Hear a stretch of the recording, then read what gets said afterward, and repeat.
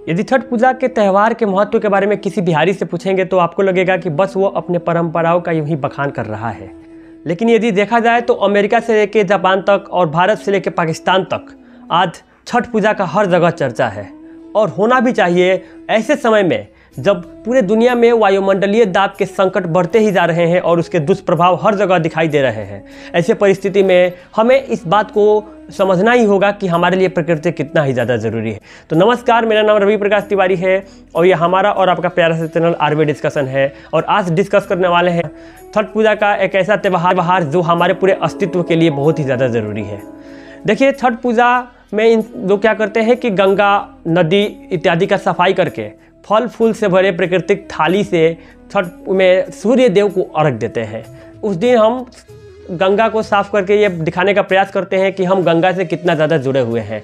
सूर्य को अर्घ देते हैं, डूबते हुए सूर्य को अर्घ देते हुए हम ये बताने की कोशिश करते हैं कि सूर्य हमारे लिए कितना ज़्यादा पूजनीय है। और साथ ही साथ डूबने का यह मतलब है यानी कि हमें कैसा भी परिस्थिति आए उसमें खुश रहना चाहिए। त्यौहार हमें शुरू से ही बताता रहा है, याद दिलाता रहा है, एहसास कराता रहा है कि प्रकृति केवल भोगना का चीज़ नहीं है बल्कि ये पूजने का भी चीज़ है। समय के साथ साथ ये जो छठ पूजा है इसके असली महत्व को लोग भूलते जा रहे हैं और ये धीरे धीरे एक रिचुअल होता जा रहा है। गाँव में भी तो व्यवस्था अभी ठीक है कि लोग तालाब की साफ सफाई करके, नदियों की साफ सफाई करके वहाँ पे पूजा करते हैं, लेकिन शहर में आज अवस्था बहुत ही दयनीय हो गया है। मैं खुद 2 साल दिल्ली में रहकर छठ पूजा को देखा है, अनुभव किया है।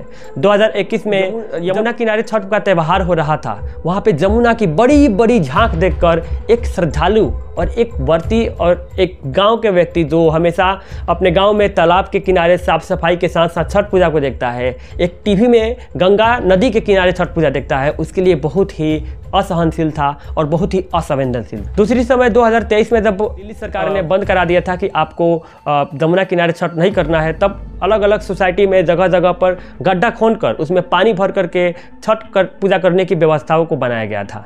वहाँ पर भी जब छठ का अर्घ लोग दे रहे थे तो मुझे थोड़ा सा भी प्रकृति के पास होने का और छठ पूजा करने का एहसास नहीं हो रहा था, बल्कि मुझे बस ऐसा लग रहा था कि नियमों का बस यूं ही पालन किया जा रहा है ताकि उनकी जो भी मान्यताएं हैं, इच्छाएं हैं, वो पूरी हो जाए।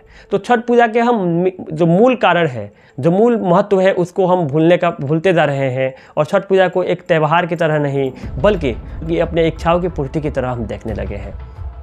देखिए, छठ पूजा जिस चीज़ को हम पूजा करते हैं, चाहे वो प्राकृतिक हो, चाहे वो गंगा हो, चाहे वो सूर्य हो, वो चीज़ हमारे लिए केवल भोग का तो वस्तु कभी नहीं हो सकता है, क्योंकि हम जिसे भोगते हैं उसका पूजा नहीं करते हैं। बच्चे का वरदान मांगते हैं, लेकिन मेरा सवाल यही है कि आखिर ऐसे वातावरण में जहाँ हर तरफ पॉल्यूशन है, हर तरफ बीमारी है, हर तरफ अशुद्धता है, वैसे में यदि आपका बच्चा मिल भी जाएगा तो क्या आपके लिए वो वरदान होगा कि वो श्राप होगा?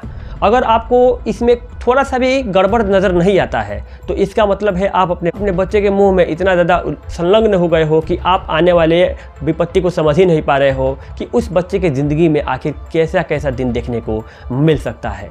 तो इसलिए छठ पूजा केवल परंपराओं का ही त्यौहार नहीं है, बल्कि ये हमारे सनातन धर्म का एक ऐसा त्यौहार है जो हमें ये एहसास कराने की कोशिश कर रहा है कि प्रकृति से हम अलग नहीं हैं और प्रकृति हमारे लिए पूजनीय है, सम्माननीय है। इसलिए हमें इसका संरक्षण करना चाहिए। इससे पहले कि मैं विदा लूँ, मैं आप सभी से एक छठ पूजा का प्यारा सा गीत सुनाता हूँ। बिहार के लोगों, जब छठ पूजा मई, जून, जुलाई कभी भी जब छठ पूजा का गीत बजता है ना तो पूरा तरह से वो इंसान उसमें खो जाता है।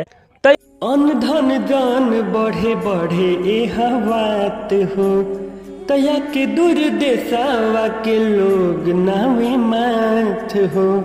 रवि प्रकाश सेवा करे दिनों रतिया एहो पिया, रवि प्रकाश सेवा करे दिनों रतिया एहो पिया। चल पपौर के घटिया एहो पिया, चल पटना के घटिया एहो पिया।